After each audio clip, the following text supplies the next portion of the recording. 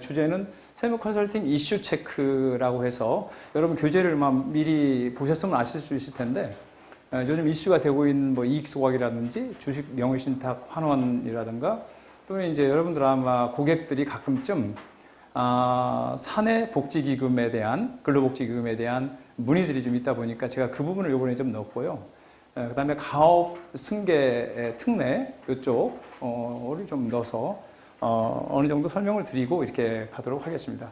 오늘 이 교육은 이제 이곳이 그 텍스 플랫폼이라는 곳인데요. 텍스 플랫폼은 별도의 법인이긴 해요. 텍스 플랫폼이 별도의 법인인데 저희 세무법인 세림 텍스하고 함께 있는 곳입니다. 함께 있는 곳이고 뭐 이게 텍스 플랫폼이 있는 이유는 세무법인 세림텍스에서 직접적으로 이렇게 교육이나 이런 것들을 할 수는 없어요. 업종이, 세무법인이 또 세무사가 교육 업종을 추가할 수는 없거든요. 그래서 이제 이쪽 법인에서 교육을 하고 동영상을 찍고 이런 일들을 이제 그쪽에 좀 하게 됩니다. 그리고 이제 혹연이라도 우리 세무사님들과 우리가 이제 협업을 하거나 이러면 그쪽에서 어떤 뭐 다른 자료들을 공급하거나 이럴 때는 이쪽에서 하기도 하고 그렇게 합니다. 순수하게 세무는 여기서 하고, 이제 세무 이외의 것들은 여기서 하고, 그렇게 하고 있는 부분이에요. 그래서 이제, 자, 다음으로 넘어가겠습니다. 여러분 교재에도 이제 여기 이제 정보들을 이렇게 제가 넣어두었어요. 이제, 아마 안내가 여러분에게 위치 안내를 이걸로 해드렸었는데, 여기 보시면 이제 뭐 오늘 교육에 대한 안내하고 여러분 자료에도 저희 텍스 플랫폼에 대한 홈페이지도 있고, 그 다음에 텍스 플랫폼 아카데미라는 것도 있는데 사실 이 두 가지는 지금 거의 가동을 많이 하거나 그렇지는 않아요. 그래서 추후에 나중에 이제 저희 사무소에 이제 여러분하고 이렇게 이제 어떤 생각을 같이 하면서 좋은 아이템들이 만들어지게 되면 이제 이 속에 올려서 그 다른 또 편한 사람들이 여기 관심 있는 사람들이 여기서 같이 생각할 수 있도록 그런 공간을 만들려고 이렇게 한 것입니다. 그래서 여기는 오프라인 공간에서 이제 온라인 공간하고 함께 연결되는 이런 쪽으로 쓰려고 그렇게 해둔 겁니다. 여기는 현재 제가 그동안 강의했던 내용들이 좀 몇 가지가 올라가 있긴 합니다. 근데 이게 이제 아마 그 회원 가입을 해서 여기를 들어가야 되기 때문에 지금 쉽지는 않은 것 같아요. 내가 보니까 제가 봐도 쉽지는 않은 것 같아요. 그래서 앞으로 참고하시고, 다음은 이제 잠시 제가 이제 그 교육에 쭉 들어가기 전에 여러분들이 여기서 교육을 받고 가시게 되면 이제 뭐 교육만 보시고 그 임순천 세무사를 아시는 분들도 일부 아시겠지만은 저 사람은 어떻게 살고 있는지에 대해서 조금은 제가 설명을 좀 드리고 하려고 이거 잠깐 앞에서 이런 사진 화면들을 좀 했어요. 저희 사무실이 여기가 이제 기본적으로 설명을 드리면 이제 저희 법인의 이제 그 어떤 전체 공간으로 이 건물을 사용하고 있는데 그 일부 이제 임대 공간들이 있고 2층하고 여기 3층만 저희 법인 공간으로 쓰고 있습니다. 그리고 옥탑에 이제 저희 카페 직원들 이제 카페 공간이 살짝 있고요. 나머지는 다 임대로 쓰고 있어서 제가 그런 부분들을 좀 설명을 좀 드리려고 합니다. 그래서 여기는 이제 여러분 반대쪽 아까 들어가시면 반대쪽 공간이 이렇게 이제 있게 되죠. 그래서 여기는 이제 뭐 이렇게 로고를 이렇게 함께 쓰고 있어요. 세무법인 세림텍스 공유협업센터라는 이름을 쓰고 있습니다. 이거는 뭐 공유협업센터라는 개념은 이제 우리 세무사님들이 일을 하시다가 본인이 도저히 스스로 다 수행하기가 좀 곤란하다 그러면 여기 오셔서 함께 생각하고 방향을 잡아가자라는 뜻에서 제가 이제 공유협업센터라고 한 것이고 여기에 실제로 업무를 수행한 것은 이미 여기 계신 분들도 여러 분 계시고요. 이미 저하고 함께 업무를 수행했던 분들이 외부에도 여러 분 계십니다. 다만 그거를 제가 아직은 오픈해가지고 이렇게 공개적으로 많이 하지 않아서 그렇지 실제적으로는 공유 협업이 많이 이루어지고 있는 그런 곳이라는 점을 말씀을 드리고요. 여기는 이제 들어가시면 아까 여기 여러분 마실 거 여기다 준비해 놨는데 이게 이제 어떻게 보면은 들어가 보시면 좀 약간 로비적 개념이지 로비라는 생각이 좀 들잖아요. 그래서 제가 이제 가끔 좀 생각한 게 우리가 세무사업을 제가 올해까지 하면 한 37년 정도 했는데 늘 생각해 왔던 건 뭐냐면 야 우리도 좀 여유로운 공간에서 업무를 하면 어떨까 이 생각을 참 많이 했어요. 근데 그거를 꾸준히 생각을 막 하다 보니까 현재 여기까지 이제 오지 않았는가 생각을 합니다. 그래서 여러분들께서도 아마 생각을 내가 생각하는, 자기 스스로 생각하는 세무사로서의 어떤 자기 철학, 이거를 한번 좀 정립을 시키고 그쪽으로 쭉 가시면 뭐 큰 성공을 하지 않을까 생각을 합니다. 저는 여기가 아직도 도전 중이에요.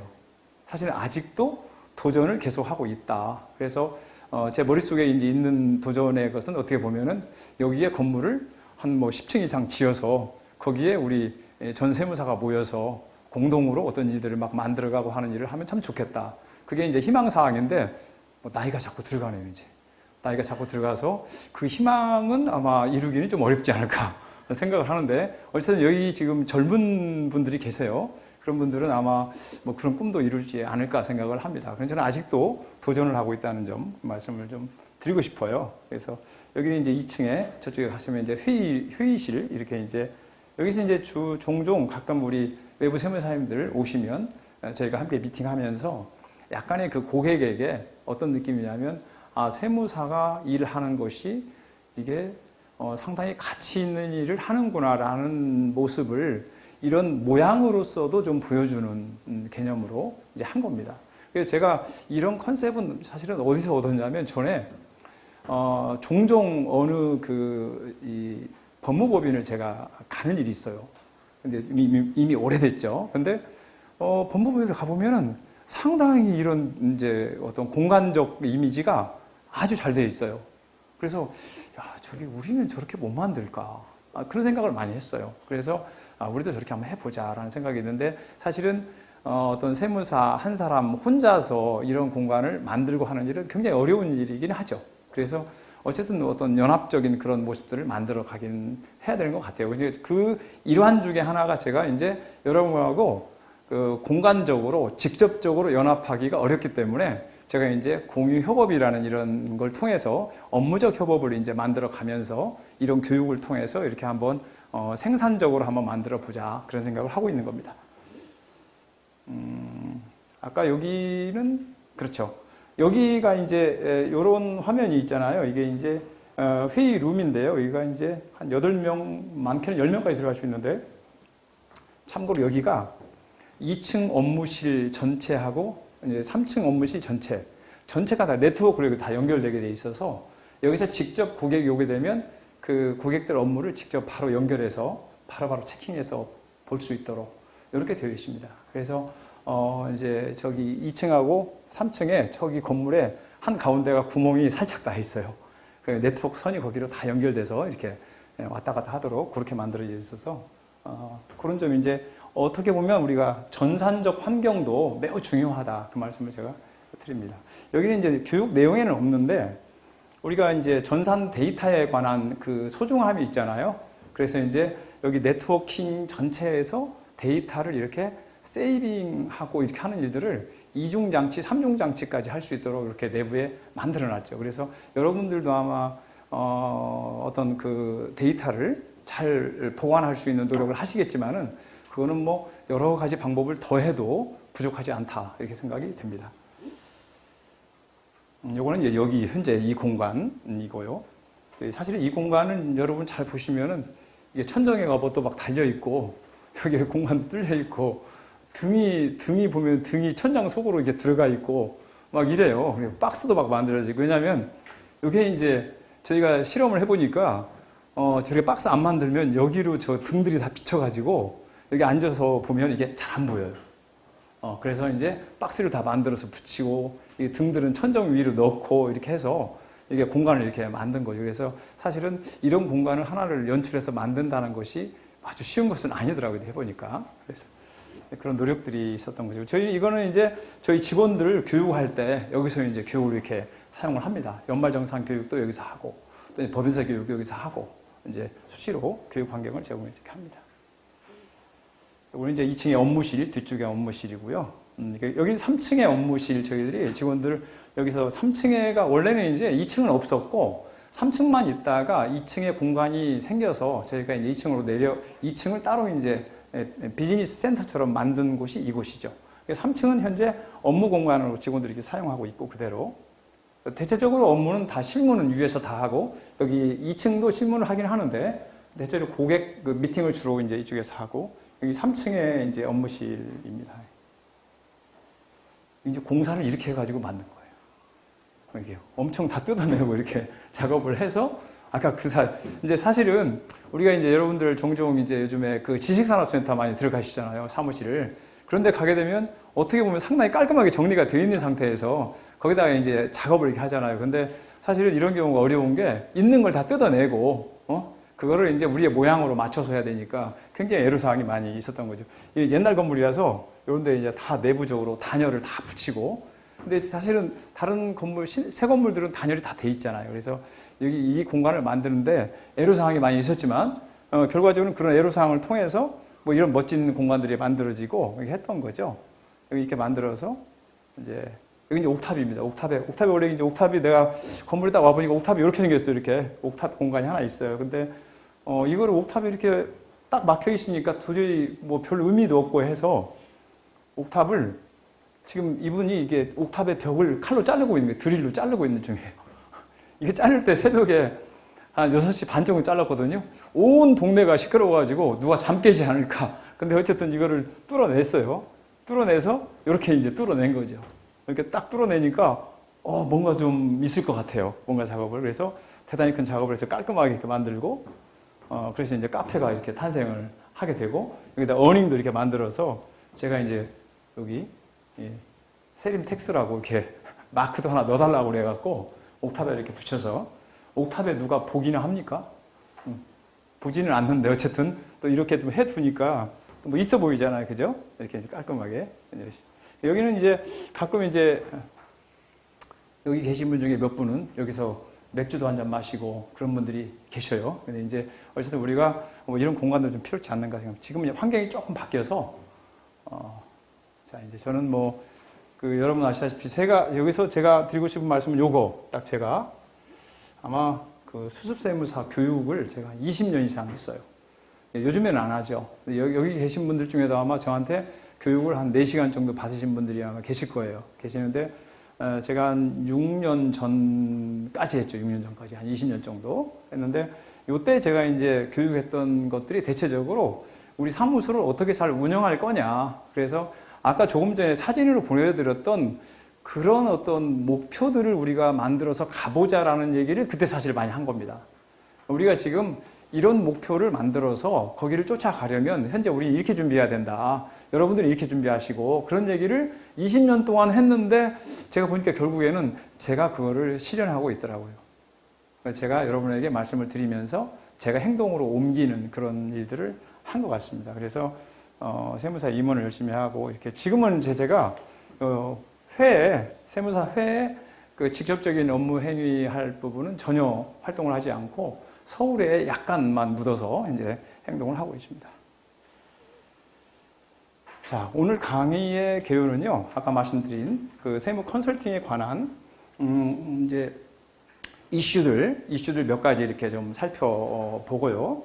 그 다음에 저희가 협업과 이제 공유한다는 개념에 대한 여기 소개 부분은 어느 정도 말씀을 드렸지만 잠깐 또 말씀을 드리고 그 다음에 보험 컨설팅의 이제 유용성에 대해서 잠깐 말씀을 드리고 이제 저 뒷부분에 뭐 비즈북스라고 우리 세무사랑 프로그램에서 업무적으로 이렇게 연결해서 데이터를 세이빙해 두는 그런 게 좀 있어요. 그러니까 우리 직원들이 업무를 할 때 뭐 통장 자료를 주라, 뭐 카드 자료를 주라 이런 것들을 평소에 아니 해도 그 프로그램을 쓰게 되면 그쪽에다 다 이게 세이브 해 놔서 업무할 때 그냥 바로 보시면 업무가 되도록 이렇게 하는 그런 부분이 있어서 그 부분도 마지막에 설명을 간단히 드리도록 하겠습니다. 제가 오늘의 교육의 목표는 어떤 거냐면요. 오늘 교육의 목표는 2시간, 제가 하는 교육이 2시간 20분 내지 2시간 10분 될 겁니다. 근데 오늘의 교육의 목표는 뭐냐면, 컨설팅의 의지를 충전시키는 시간으로 보시면 될 것 같아요. 왜냐하면 저희가 주제를 하나를 정해서 이게 심화 교육을 하면은 이제 깊이 있는 교육이 될 텐데 그것보다는 오늘은 아마 여러분들이 이 컨설팅 의지를 뭐 충전해서 화이팅, 나도 저렇게 해보자 이런 생각을 갖도록 하는 게 여기의 목표고 앞으로 또 기회가 된다면 아마 지속적인 교육이 또 있을 겁니다. 다만 이제 요번에 이 교육은 아마 지역이 광명, 구로, 금천 쪽에만 이제 저희가 교육을 했기 때문에 다음 교육 때는 다른 지역으로 가면서 이 지역을 같이 넣어서 이제 다시 이번에 못 오신 분들을 위해서 똑같은 교육을 아마 좀 조만간도 몇 번을 할 거예요. 네, 그때 이제 여러분들은 이제 한번 들으셨으니까 안 오셔도 되고 혹시 문자가 또 가더라도 가긴 갈 거예요, 다시 또. 근데 가시더라도 그냥 이제 다음번에는 안 오시고 제가 이제 새로운 교육 컨셉이 생기면 그때 다시 한번 말씀을 드리는 걸로 이렇게 하겠습니다. 이제 아직은 제가 심화 교육은 하고 있지 않아요. 심화 교육이라는 게 뭐냐면 가업승계 바다까지 가기 이런 거, 네? 주식 명의있다고 하는 바다까지 가는 거 이런 것들은 제가 아직은 안 하고 있어요. 근데 사실은 그걸 안 하는 이유는 안 하기보다는 그런 부분들이 이게 이제 동영상으로 이제 오픈되는 부분에서 약간의 각자의 이제 생각하는 바가 다르기 때문에 동영상에서 직접적인 교육하기 좀 어렵고, 그래서 이제 협업을 저하고 같이 하게 되면 이제 그런 부분들이 뭐 바닥까지 들어가는 그런 부분이 되는 걸로 보시면 될 것 같아요.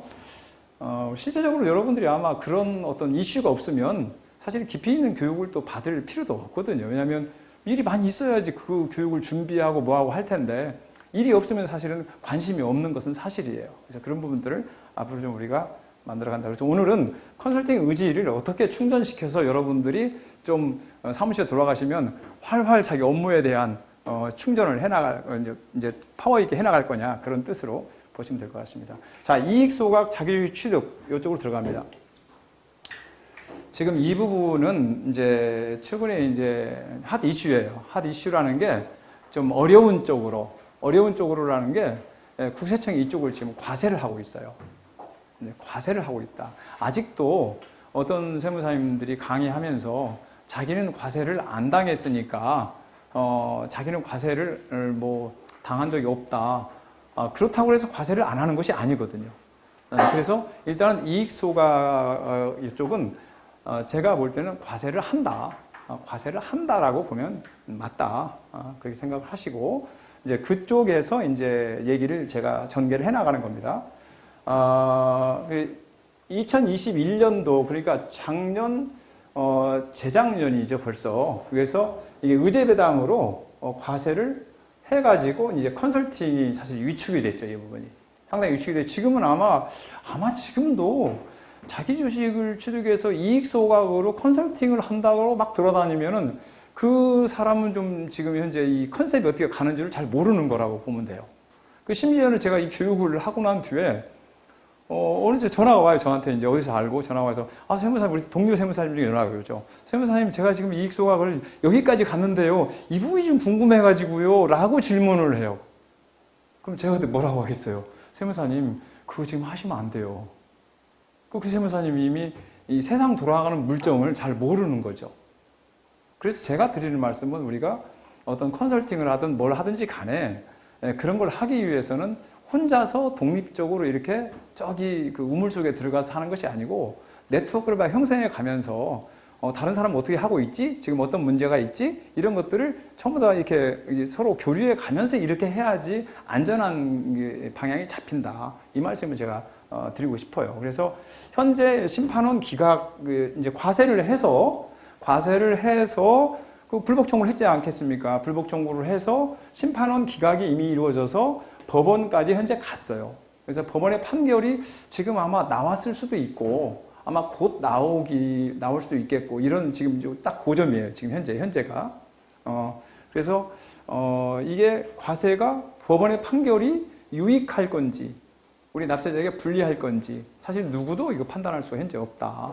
이렇게 보는 게 맞고 아마 2021년 이 과세하기 직전 20년 요때쯤에는 판례가 좀 유익한 판례도 있었어요. 약간 이 이익 소각에 약간 유익한 판례가 있어가지고 뭐 활활 타서 그냥 이익 소각을 열심히 하고 하던 때가 20년도이지 않았나 싶어요. 그런데 바로 21년도에 과세하고 심판원에 기각이 되고 그 불복 청구 행정소송 들어가고 하다 보니까 이 컨설팅 부분은 지금 상당히 약화가 돼 있다 이렇게 돼 있고요. 그래서 현재 22년도 지난해에 국세청 이익 소각이 개별건이라는 말씀은 어떤 거냐면 법인세 조사할 때 덧붙여서 조사 이익 소각을 이런 게 아니고 이익 소각만 따로 조사를 이렇게 하는 거죠. 따로 이익 소각만 빼서 따로따로 과세를 한 개별권 과세를 지속적으로 하고 있다. 그런데 이게 제가 한번 보니까 지난해 한 상반기 2022년도 상반기에는 살짝 과세를 피해간 데도 있어요. 살짝 과세를 피해간 건도 있어요. 제가 보니까. 근데 그게 한 6월, 7월 지나면서 일괄 과세 쪽으로 모든 과세 쪽으로 다 돌아간 걸로 그렇게 알고 있습니다. 그리고 최근에도 현재 조사 통지를 다 내려보내고 또 집행하고 이렇게 되어가고 있다. 참고적으로 22년도 이전, 22년도 한 중반 정도, 21년도 중반 정도에 중부청 쪽에서는 조사를 많이 했어요. 이 건에 대해서. 그래서 논란이 많았어요. 이거를 과세를 하니 뭐 어쩌니. 그래서 이제 뭐 이 적부심 결과를 보고 나서 하자 어쩌자 막 그러다 결국에는 다 과세하는 쪽으로 일괄적으로 돌아갔습니다. 그래서 이제 그 여파가 이제 다른 지방청 쪽으로 다 가서 과세를 일괄적으로 하는 걸로 아마 간 걸로 알고 있습니다. 그래서 참고적으로 자 그러면 이렇게 해서 이제 다 이제 스톱이 된 거잖아요. 스톱이 돼서 뭔가 대책이 있어야 되잖아요. 뭔가 대책이. 그래서 이제 이런 부분이 있는 것 같아요. 자 여기서 이제 여러분들 중에 혹시 이제 이익소각 업무를 직접적으로 컨트롤했던 세무사님이 계실 거예요. 어떻게 할 거냐 이거지. 과세가 딱 나온 거예요. 그래서 이제 우리 세무사가 이제 어쨌든 전문가잖아요. 전문가니까 그 조사에 이제 정상적으로 응해야 되고 또 납세자에게 충분히 또 알기 쉽게 설명이 돼야 되고 이게 왜 당초에는 그렇게 했고 지금 현재는 왜 과세로 돌아가게 되었냐. 그러면 향후에는 어떻게 되냐. 이걸 전체적으로 한번 스크린이 돼서 그 어떤 스케줄이 다 정해져 갖고 여러분들이 그 납세자에게 충분히 이해할 수 있도록 설명이 돼야 되겠다. 그래서 저도 이제 저희 관여된 부분들이 좀 그런 부분이 있어가지고 제가 이제 조사에 충분히 응하고 사전 설명 드리고 향후의 대책에 대해 설명을 드리고 했다. 그래서 일단 조세심판원에 가서 현재는 적고 납세자가 패소를 했죠. 그다음에 지방법원에 가서 가고 고등법원에 가서 이제 대법원까지 이어지는 이런 과정을 거칠 거예요. 그래서 제가 예상하건대는 올해 그러니까 2023년도 올해 중에는 적어도 아마 연말까지는 대법원 판례까지 나오지 않을까라는 생각을 하고 있어요. 그런데 이제 심판원은 지금 들어가는 것은 속도가 매우 느리다고 하더라고요. 진행이 속도가 굉장히 느려요. 그런데 이제 이 이익소각 건은 이미 기각 결정이 났었기 때문에 속도가 많이 느리고 할 것도 없지 않을까. 왜냐하면 전심에서 전부 다 기각 처리를 했기 때문에 아마 다 안 받아들여지는 걸로 가는 걸로 보는 것이 맞을 것 같아요. 그래서 이거 보시면 여러분 어떤 생각이 듭니까? 이제 대법원 판례가 유익하게 나오면 사실은 그 이후에 과세되는 것은 사실은 다 이제 납세자가 유익하겠죠. 그런데 대법원 판례가 불리하게 나오면 납세자 역시 불리한 거죠. 근데 대법원 판례가 불리하게 나오면 나머지는 전부 다 손댈 것이 없게 되는 결과가 있어요. 과연 여기서 우리가 이제 대법원 판례가 나빠졌을 때 우리 납세자들은 어떤 선택을 해야 되는 것이냐? 그러면 이제 항복이 돼야 되는 것이냐? 저는 그렇다고도 보지도 않아요. 계속 소송은 이어질 걸로 저는 그렇게 봅니다. 저는 그렇게 보냐면 개별 사안별로 갈 확률도 없지 않아 있다. 이런 점에서 하시고 그 다음에 이제 현재 조사를 만약에 진행되거나 이런 데들은 어떻게 보세요? 여러분들 볼 때 이게 속도가 빨리 가면 안 되는 거지. 속도가 빨리 가면 안 돼. 속도가 빨리 가면 어디로 가냐면 여기까지 도달해서 여기를 바로 가야 되잖아요. 근데 여기로 가는 순간 우리 세무사님들 손을 떠나는 거거든요. 그렇잖아요. 그래서 이 속도가 여기 대법원 다른 판례들이 나오기 전까지는 속도감 있게 갈 필요가 없다. 그래서 저도 이제 과세 문제가 이런 게 거론이 되면 모든 절차를 다 만기 때까지 밟는 거죠. 과세 적부심도 하고 이의신청도 하고 이제 그 심판원 청구도 할 때도 기간을 최대한 확보해서 그렇게 이제 가는 거죠. 그럼 그 사이에 이제 대법원 판례가 어떻게 나오든지 하면 그에 따라서 이제 대응하면 되기 때문에 여러분들이 이제 이런 것들은 전략적으로 하면 되겠습니다. 이거는 이제 과세가 되었을 때에 대한 대책이고, 자, 그러면 이제 우리는 이제 다 올수도비냐? 이익소각 이 부분이 올수도비냐? 올수도비 세무사들은 우리 뭐 해요?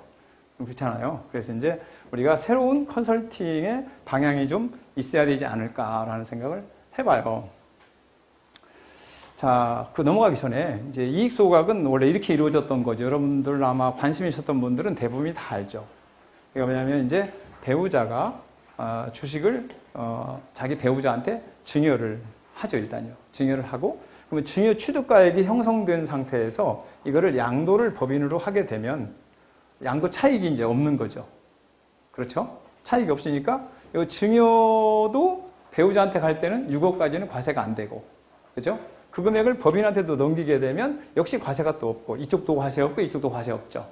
그래서 이제 이 배우자는 대가를 법인으로부터 이제 받아서 자기 주식으로 갔던 권리가 현금화 되는 거죠. 그렇죠? 이렇게 되는 거죠. 그럼 이제 이 회사는 그 받은 주식을 이제 소각을 한 거죠. 소각을 처리를 한 거죠. 이 상황이 이제 이루어진 겁니다. 네, 국세청은 이렇게 보겠다는 거죠. 국세청은 아까 동일한 상태에서 동일한 거래를 했음에도 불구하고 증여했던 사람에게 먼저 대가를 지급하고 이 주식이 이쪽으로 넘어갔던 것은 형식에 불과하고 직접 주식을 이쪽으로 넘긴 걸로 보겠다. 그러니까 대가를 받아서 그 대가를 현금 증여한 걸로 이렇게 보겠다. 이게 국세청의 입장입니다. 네, 그럼 어떻게 돼요? 이게 여기에 A가 증여 전 취득가액, 증여 전 취득가액의 원가가 되고 이 받은 금액이어서 이 차액이 크잖아요, 그죠? 차액이 그 차액에 대해서 과세를 하겠다.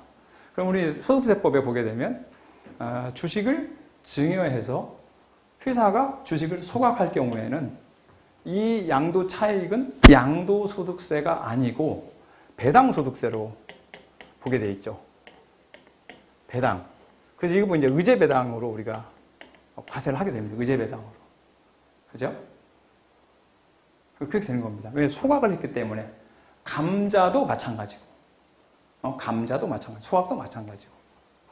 그런 겁니다. 그래서 이렇게 지금 봐서 과세를 한다.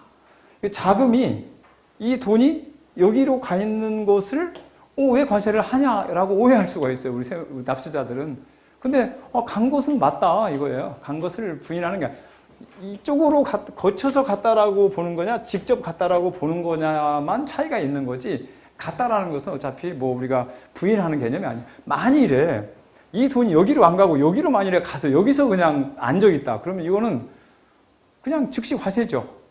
다른 거 논란도 없어요. 근데 여기로 갔음에도 불구하고 지금 과세를 한다는 점이 우리 세무사들은 이제 납득을 좀 못하는 거죠. 국세청하고 다툼이 있는 거예요. 이 부분에 대해서 굉장한 큰 다툼이 있어요. 그래서 이제 요거는 아까 그거는 이런 거예요. 과세가 되는 것은 국세기본법 제14조 실질과세 원칙을 들어서 과세를 하는 거다 이거죠. 실질과세 원칙을 들어서 여러분 국세기본법 실질과세 원칙에 1항, 2항, 3항이 있죠. 1항은 소득의 귀속에 대한 실질, 2항은 소득의 실체에 대한 그 이제 명칭 여하에 불구하고 이런 것이고, 3항은 거래 단계에 대한 것들을 이제 우회전한 것들을 다 부인하겠다는 게 1, 2, 3항이 같이 있어요. 그렇죠? 1항은 귀속에 대한 것이고, 그냥 우리가 3항을 보면 3항은 거래 단계에 대한 거잖아요. 그렇죠? 그런데 여러분 보시면 지금 이런 거나 이런 것들은 뭐예요? 거래 단계에 대한 얘기를 하고 있는 거잖아요. 그렇죠? 이 거래 단계는 3항에 해당되는 것. 그런데 사실 우리가 지금 생각하는 것은 귀속 여기가 됐는데 왜 그러냐? 이 얘기는 뭐예요? 이건 귀속에 대한 것. 귀속. 1항 귀속에 대한 언급이 필요한 거거든요.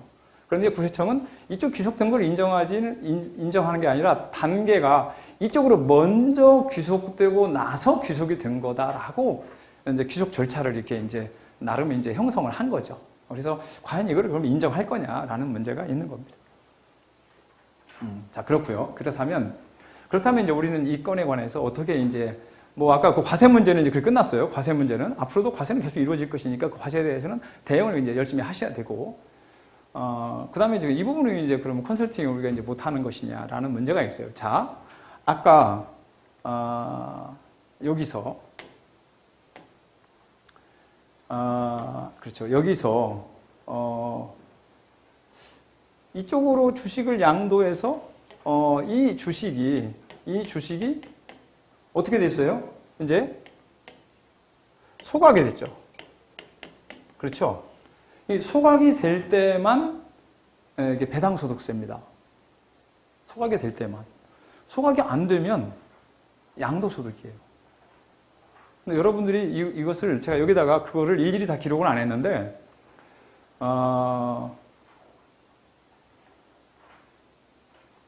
소득세법 101조 양도소득의 부당이익 계산을 보게 되면 소득의 귀속이 될 경우에는 거래 단계를 부인을 못하게 돼 있어요.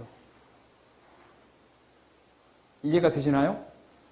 소득의 귀속이 여기잖아요. 양도소득이 해당 수중자에게 실질적으로 귀속된 경우에는 그 거래 단계를 부인할 수 없다 이렇게 돼 있는 겁니다.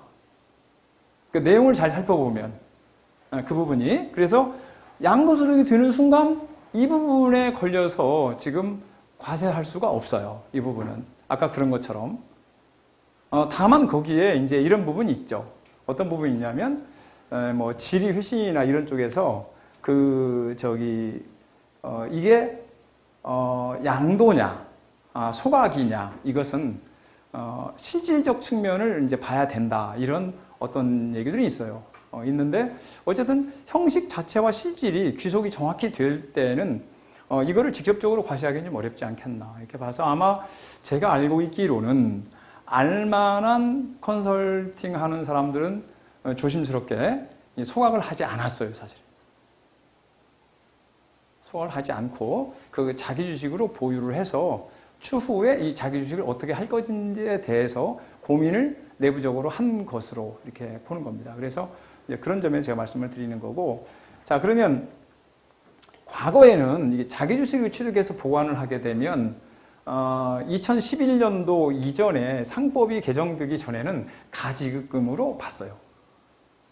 이게 자기 주식을 회사가 취득해서 보유하게 되면 그 주주에게 금전을 대여한 걸로 이렇게 봐서 가지급을 봤는데 상법이 개정되면서 자기 주식을 취득할 수 있도록 오픈을 했거든요. 오픈을 하다 보니까 국세청의 답변이 바뀌어서 상법의 절차를 대로 수행을 해서 자기를 취득한 경우에는 가지급금으로 볼 수 없다라는 게 지금 현재의 이제 취지예요.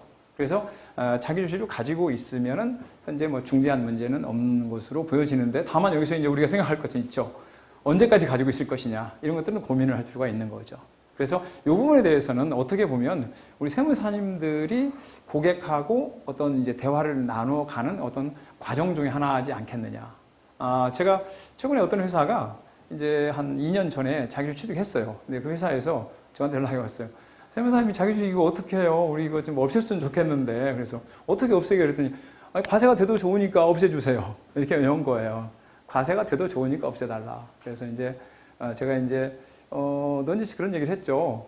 뭐 그걸 없애는 소각 방법밖에 없느냐? 그랬더니 아니 물론 이제 우리가 저기 자회사가 있어가지고 관계회사가 있어서 그쪽으로 주식을 넘길 수도 있다 이런 얘기를 하더라고요. 그럼 넘기세요.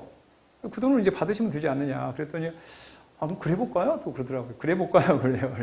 그래서 제가 그걸 추천을 좀 했더니 지금 열심히 고민 중입니다. 자 그렇게 될 경우 어떻게 될까요? 그렇게 될 경우에는 이게 소각행위가 아니고 자기 주식도 아니에요. 결과적으로는 그 타 법인이 출자한 주식에 불과한 거죠. 네?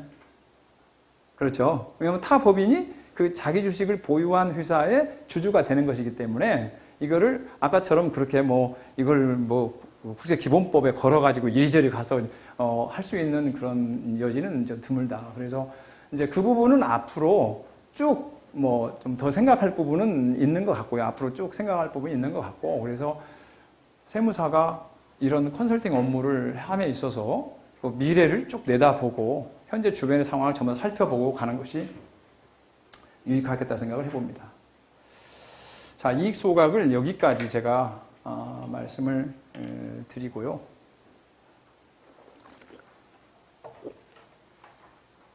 제가 이렇게 보면 지금 여러분도 아마 거의 공부를 많이 하시는 분들은 어떤 이슈가 이렇게 생기면 어떻게 업무를 하시냐면 판례를 보게 돼 있거든요. 그렇죠? 판례를 보게 돼 있습니다. 근데 판례는 열심히 봐야 돼요. 판례를 열심히 보라는 것이 판례에 의하지 않고 사실은 기초를 이렇게 잘 다질 수가 없어요.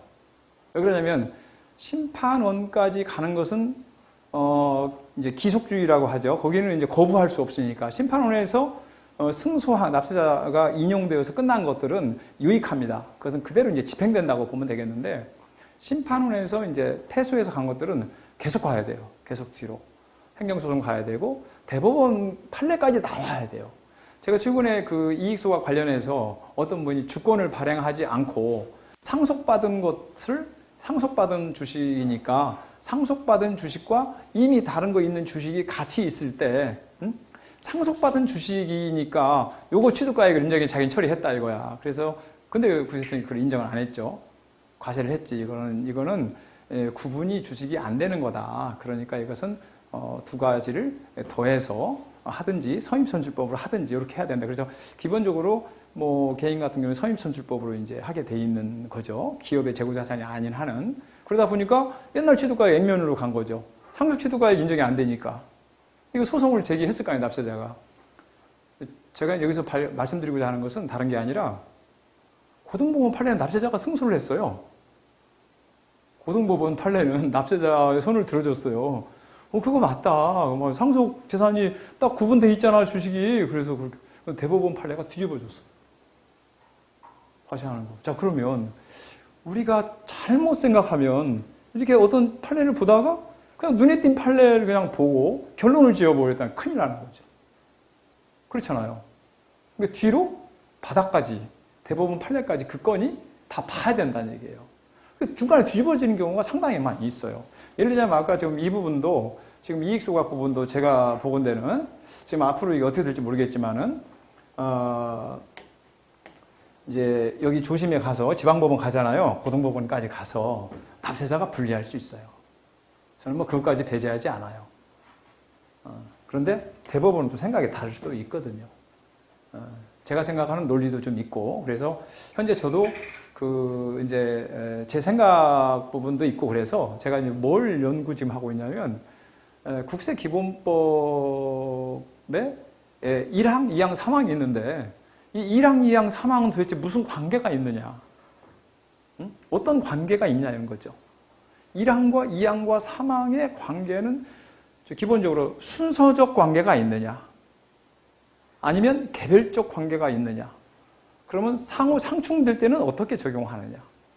이런 어떤 복합적인 문제가 있고, 그 다음에 이제 개별법에 이 관련된 유사한 조항이 있을 때, 이걸 해석을 할 때 그 유사 조항이 영향을 미치냐 안 미치냐 여러 가지 문제가 있을 수 있겠다. 그래서 제가 마침 또 어떤 변호사님이 저한테 열심히 조언을 해주겠다 그래가지고 내 과제물을 던졌죠. 질문을 던진 거예요. 요약해갖고 딱 질문을 던져서 이 법이 이렇게 이제 부딪히는데 귀하께서는 어떻게 생각하시느냐 의견을 주시오. 그랬더니 한 달 동안 답변이 지금 현재 없어요. 너무 어려운가 봐. 그래서 아마 그분이 조만간에 답변을 주겠다고. 그래서 저는 이제 그거를 불복 청구에 이제 거기를 이제 어느 부분을 이제 삽입해서 이제 해볼 요량에 있습니다. 그래서 앞으로 우리가 이제 일을 해나가면서는 좀 더 저기 바닥까지 쭉 들어가면 심층 탐구를 할 필요가 있겠다. 그런 생각을 해봅니다.